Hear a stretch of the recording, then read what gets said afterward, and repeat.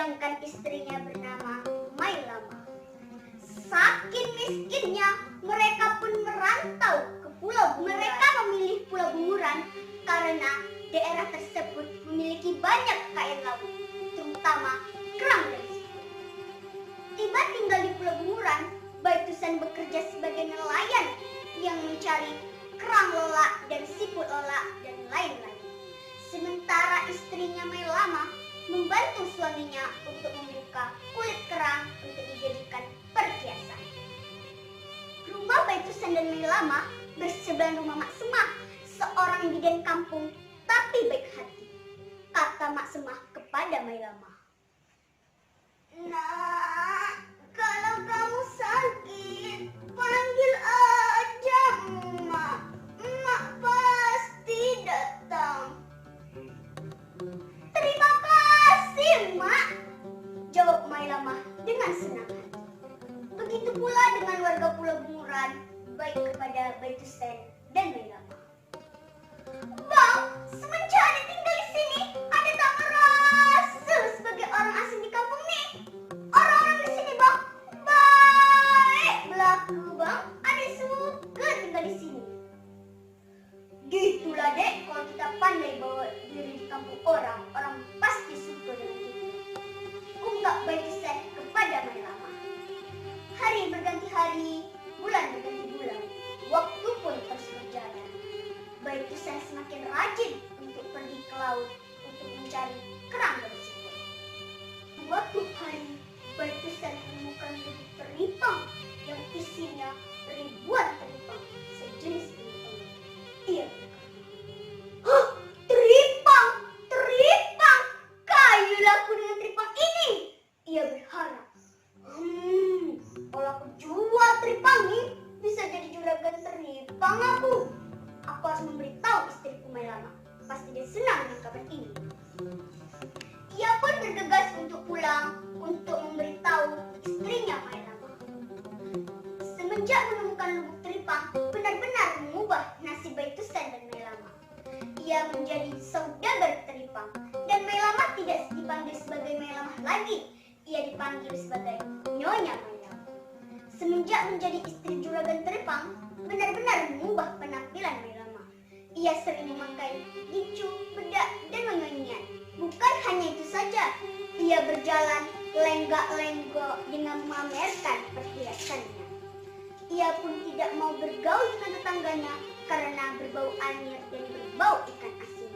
Selain itu, sifat Mailama berubah. Ia menjadi pendekut dan kicir. Suatu hari, Mak Semah mendatangi rumah Mailama hendak meminjam beras. Malang nasi Mak Semah bukan beras yang ia peroleh dari rumah Mailama, melainkan cibiran. "Hei, perempuan miskin! Hidup sebatang kara, tak punya kebun sekatang kera. Dengan apa kau nak bayar hutang? Asal nak minjam terus, pikirlah sikit." Dengar kata-kata itu, Mak Semah hanya bisa terdiam saja. Begitu pula dengan suaminya Mailama, duduk bersebelahan tempat Mailama dan berkata, "Wahai istriku, penuhilah permintaan Mak Semah itu. Bukankah dia tetangga kita yang baik dulu?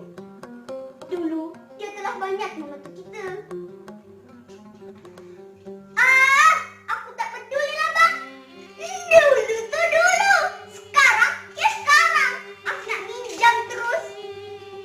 Begitulah sifat dan perilaku Mailama ketika ada tetangganya yang meminta pertolongan.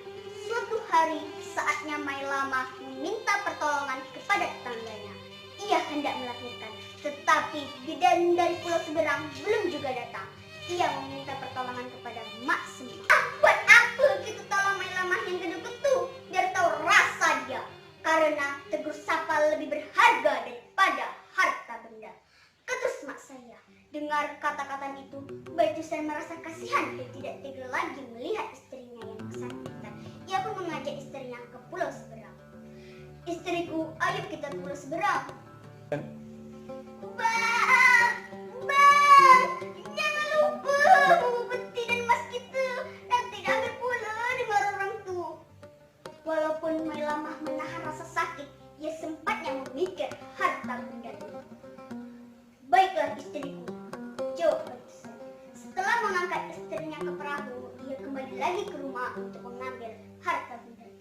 tiba di tengah laut.